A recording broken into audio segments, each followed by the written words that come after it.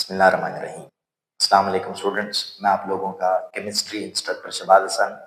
Student, last के lectures में हमने केमिस्ट्री क्लास 9 की न्यू बुक के पहले चैप्टर को डिटेल के अंदर स्टडी किया था।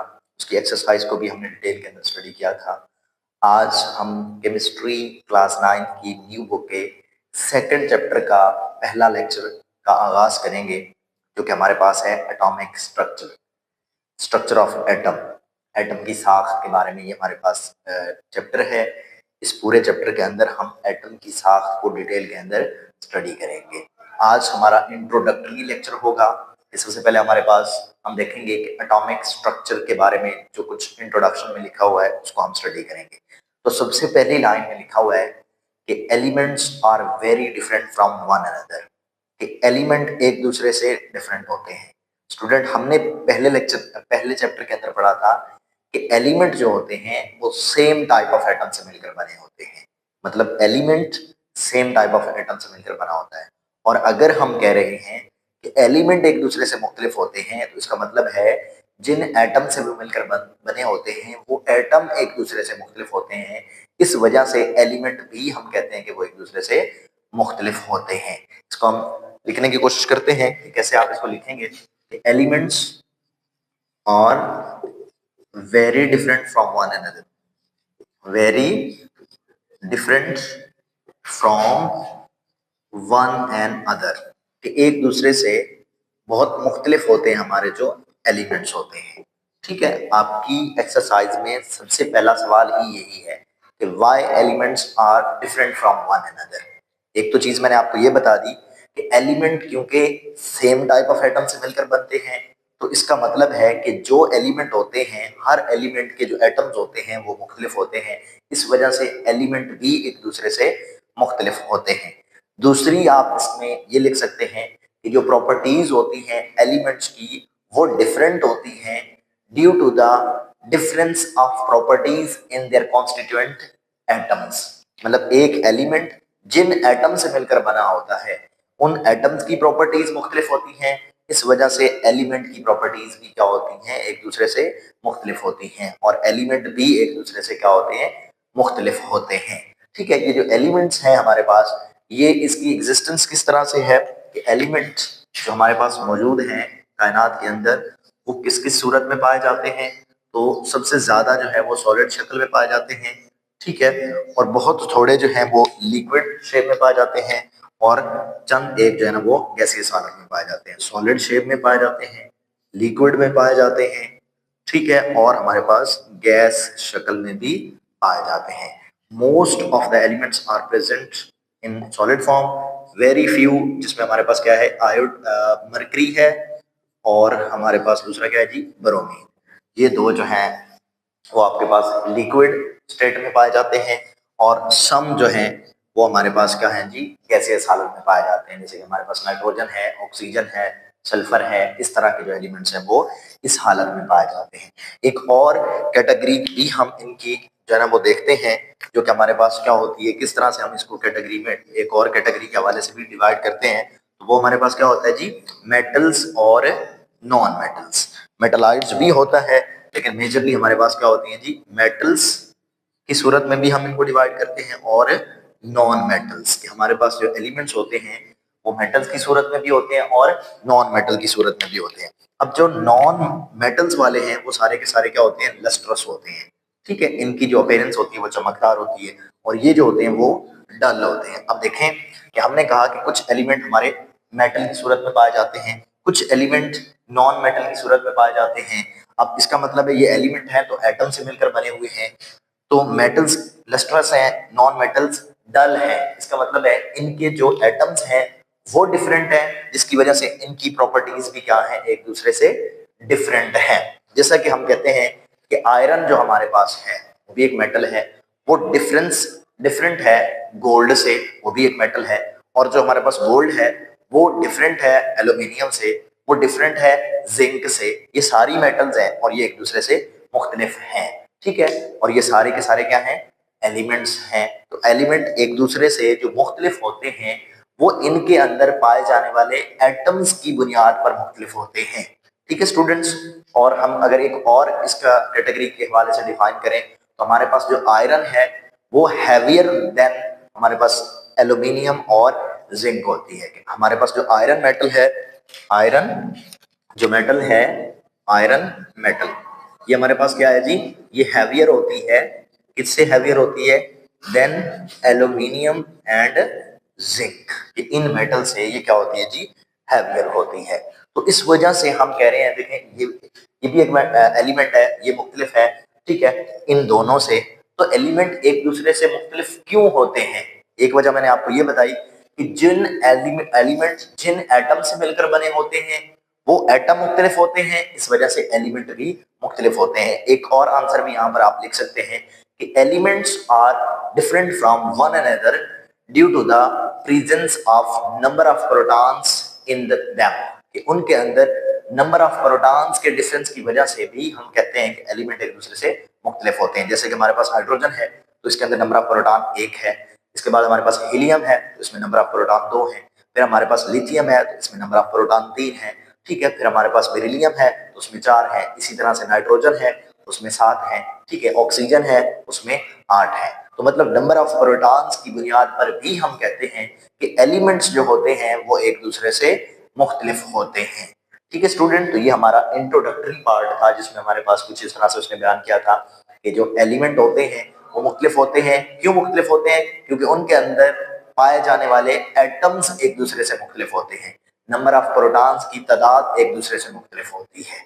ठीक है, तो अब हम इसका जो है ना स्ट्रक्चर ऑफ एटम के बारे में डिस्कस करेंगे डिटेल के अंदर, जो कि हमारे पास एटम की साख है। तो सबसे पहले हमें एटम के बारे में किसने बताया था और उस साइंटिस्ट का नाम क्या है जी? John Dalton. हमारे पास एक साइंटिस्ट था जिसको आप केमिस्ट कहेंगे, ठीक है, जॉन डाल्टन। उसने 1803 में एक थ्योरी पेश की जिसको उसने हम क्या नाम दिया जी? Dalton atomic theory. Dalton atomic theory, ठीक है, इसने एक थ्योरी पेश की और इस थ्योरी के मुताबिक जो डाल्टन एटॉमिक थ्योरी थी उसके मुताबिक उसने क्या कहा? उसने कहा कि atom is an indivisible particle, is an indivisible particle. उसने कहा कि हमारे पास जो एटम होता है वो इनडिविजिबल पार्टिकल है। इनडिविजिबल का मतलब क्या है? ना काबिल तकसीम, कि उसको मजीद आप तकसीम नहीं कर सकते हैं। ठीक है स्टूडेंट, इसका मतलब क्या है कि हमारे पास अगर ये मैं कहता हूं कि ये हमारे पास एक एलिमेंट है, इसको मैं कट करता हूं त्रिकाण में से, तो फिर ये वाला हिस्सा है, इसको मैं मजीद कट करता हूं, फिर ये वाला हिस्सा है, इसको मजीद कट करता हूं, फिर ये वाला है, फिर इसको मजीद कट करता हूं तो ये वाला है। अब ऐसी हालत, एक स्टेज ऐसी आ जाएगी कि जहां से वो मजीद आगे कट नहीं हो सकता, मजीद आगे तकसीम नहीं हो सकता, वो वाली हालत हमारे पास क्या होती है जी? एटम होती है। और ये हमें किसने बताया था? जॉन डाल्टन ने बताया था। ठीक है स्टूडेंट, लेकिन in the last decade of 19th century, in the last decade of 19th century, कि 19वीं सदी के आखिरी जो 10 साल थे उसमें कुछ साइंटिस्ट थे, group of scientist were trying, वो कोशिश कर रहे थे कि चंद एक गैसियस एटम में से इलेक्ट्रिसिटी को पास करवाएं रिड्यूस्ड प्रेशर के ऊपर। ठीक है, वो क्या कर रहे थे कि साइंटिस्ट वर ट्राइंग, ठीक है, टू पास इलेक्ट्रिसिटी, कि इलेक्ट्रिसिटी को वो पास करवाएं, ठीक है, थ्रू गैसियस एटम्स। कि वो एटम कौन से होंगे? Gaseous atoms, gaseous atoms at reduced pressure, ठीक है। उन्होंने कोशिश की कि वो गैसियस एटम्स लें और उनके ऊपर एक्सपेरिमेंट करें, उनमें से इलेक्ट्रिसिटी को पास करवाएं प्रेशर को कम रख के। अब इस एक्सपेरिमेंट्स के दौरान उन्होंने एक डिस्चार्ज ट्यूब इस्तेमाल की। इस वजह से उनके एक्सपेरिमेंट्स को नाम दिया गया discharge tube experiments, discharge tube experiments, ठीक है। और इन एक्सपेरिमेंट्स के नतीजे में, ठीक है, क्योंकि उन्होंने शीशे की एक ट्यूब इस्तेमाल की थी, इस वजह से अपने एक्सपेरिमेंट में उन एक्सपेरिमेंट को नाम दिया गया डिस्चार्ज ट्यूब एक्सपेरिमेंट्स। ठीक है, इस डिस्चार्ज ट्यूब एक्सपेरिमेंट्स के बाद उन साइंटिस्ट ने ये पता लगा लिया कि एटम के अंदर मजीद भी चंद पार्टिकल्स मौजूद होते हैं जिनको हम कहते हैं सब एटॉमिक पार्टिकल्स, मतलब एटम के भी आगे छोटे पार्टिकल्स, मतलब जो एटम है वो मजीद आगे छोटे पार्टिकल से मिलकर बना होता है। ठीक है, इसकी अगर मैं डिस्चार्ज ट्यूब की शक्ल बनाऊं तो ये शीशे की एक ट्यूब होती है इस तरह से। ठीक है, इसके अंदर उन्होंने क्या किया, दो इलेक्ट्रोड्स को इस्तेमाल किया, दो इलेक्ट्रोड्स को इस्तेमाल किया। एक को उन्होंने, क्योंकि इसमें से करंट पास करवाना था, इलेक्ट्रोड मतलब लोहे की पतरियां होती हैं, ठीक है, उन्होंने दो इसके अंदर वो लगा दी और साथ में यहाँ पर एक वैक्यूम पंप भी लगाया था कि अगर यहाँ पर कुछ हवा जो है ना वो रहने देनी है, बाकी सारी की सारी वहां से निकाल देनी है। ठीक है, कोई भी गैस यहाँ पर फिल की और उन्होंने इन पतरियों को बैटरी के साथ जोड़ा, क्योंकि यहाँ से उन्होंने क्या किया था, करंट को पास करवाया था। तो जिस पतरी को उन्होंने बैटरी के पॉजिटिव टर्मिनल के साथ जोड़ा था उसको हम एनोड कहते हैं, और जिसको उन्होंने बैटरी के नेगेटिव टर्मिनल के साथ जोड़ा था उस पतरी को हम क्या कहते हैं, कैथोड। ये हमारे पास क्या है जी, इसको एनोड बोलते हैं जो कि बैटरी के पॉजिटिव टर्मिनल के साथ जुड़ा हुआ है, और इसको हम कैथोड कहते हैं जो कि हमारे पास क्या है जी, बैटरी के नेगेटिव टर्मिनल के साथ जुड़ा हुआ है। तो उन्होंने इसमें एक गैस फिल की, क्योंकि हमने कहा था कि उन्होंने गैसियस एटम को इस्तेमाल किया, इसके अंदर उन्होंने गैस फिल की, ठीक है, और फिर उसमें से इलेक्ट्रिसिटी को पास करवाया, बैटरी के साथ कनेक्ट किया। जो ही इलेक्ट्रिसिटी को पास करवाया तो कुछ जो हमारे पास पॉजिटिव वाली एनोड थी उससे कुछ आयंस या कुछ रेज निकली जो कि अपोजिट सूरत में अपोजिट सिम्त में मूव कर रही थी। इसी तरह से जो हमारे पास नेगेटिव वाली इलेक्ट्रोड थी उससे भी कुछ जो है ना रेज निकली जो कि अपोजिट सिम्त में मूव कर रही थी। कि पॉजिटिव वाली जो है वो नेगेटिव की तरफ मूव कर रही थी और जो नेगेटिव वाली है वो पॉजिटिव की तरफ मूव कर रही थी। ठीक है, तो उन्होंने कहा कि ये जो हमारे पास पार्टिकल्स हैं ये सब एटॉमिक पार्टिकल्स हैं, इसके उस गैसियस एटम्स के जो उन्होंने यहाँ पर यूज किया। तो यहाँ पर उन्हें पॉजिटिव और नेगेटिव वहां पर पार्टिकल्स मिले, तो उन्होंने इन पॉजिटिव चार्ज पार्टिकल्स को प्रोटॉन का नाम दिया और नेगेटिव चार्ज पार्टिकल्स को इलेक्ट्रॉन का नाम दिया। मतलब उन्होंने इस एक्सपेरिमेंट के बाद डिस्कवर कर लिया कि एटम जो है, atom is further composed of, is further composed of, ये मुश्तमिल होता है, किस चीज पर मुश्तमिल होता है जी, positively charge particle, positive charged particles, जिनको उन्होंने किसका नाम दिया, ठीक है, प्रोटॉन का नाम दिया। ठीक है, और उन्होंने कहा नेगेटिवली चार्ज पार्टिकल्स, ठीक है, नेगेटिवली चार्ज्ड पार्टिकल्स, इनको किसका नाम दिया जी, इलेक्ट्रॉन का नाम दिया उन्होंने। ठीक है स्टूडेंट्स, अब उनको कैसे पता चला कि इनके ऊपर पॉजिटिव और नेगेटिव चार्ज है। ठीक है ना स्टूडेंट, हम कह रहे हैं कि वहां पर उन्हें पता चल गया कि यहाँ पर कुछ और भी सब एटॉमिक पार्टिकल्स मौजूद हैं एटम के, ठीक है, जिनके ऊपर पॉजिटिव और नेगेटिव चार्ज है। उनको कैसे पता चला कि यहाँ पर पॉजिटिव और नेगेटिव चार्ज है, उन्होंने इलेक्ट्रिक फील्ड इस्तेमाल किया।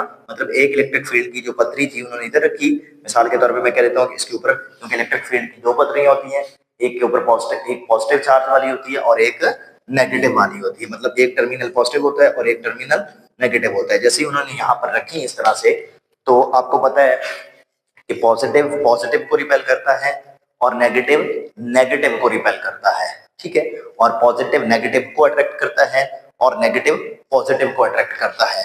तो जैसे ही उन्होंने ये प्लेट्स रखी तो जो नेगेटिव थे वो सारे के सारे इस पॉजिटिव प्लेट की तरफ चले गए, ठीक है, तो कुछ उसको सब एटॉमिक पार्टिकल्स उनको इस प्लेट के ऊपर मिले। तो उन्होंने कहा कि इसका मतलब है कि जो इधर आके इकट्ठे हुए हैं उनके ऊपर कौन सा चार्ज है, नेगेटिव चार्ज है, और उनको हम क्या कहते हैं, इलेक्ट्रॉन्स। और कुछ जो है वो इस पतरी के ऊपर आके इकट्ठे हो गए, ठीक है, तो इसके ऊपर कौन सा चार्ज है, नेगेटिव, तो इसकी तरफ कौन से वाले आएंगे, पॉजिटिव। तो इस बिना पर उन्होंने कहा कि एक एटम के कुछ सब एटॉमिक पार्टिकल्स होते हैं जो कि पॉजिटिव चार्ज भी होते हैं और नेगेटिव चार्ज भी होते हैं। उन्होंने यहाँ पर एक और चीज भी डिस्कवर की कि यहाँ पर जो हमारे पास प्रोटॉन है वो 1836 गुना ज्यादा हैवियर होता है देन अ इलेक्ट्रॉन। ठीक है, एक इलेक्ट्रॉन से एक प्रोटॉन जो है वो कितना हैवियर होता है, 1836 गुना। ठीक है, ये भी उन्होंने वहां पर डिस्कवर किया। तो ये हमारे पास आज का जो है वो टॉपिक था, जिसमें हमने ये समझा कि जॉन डाल्टन ने एटम के बारे में क्या कहा था, और उसके बाद जो साइंटिस्ट थे जो जिन्होंने एक्सपेरिमेंट करके बताया कि एटम जो है वो मजीद सब एटॉमिक पार्टिकल से मिलकर बना होता है।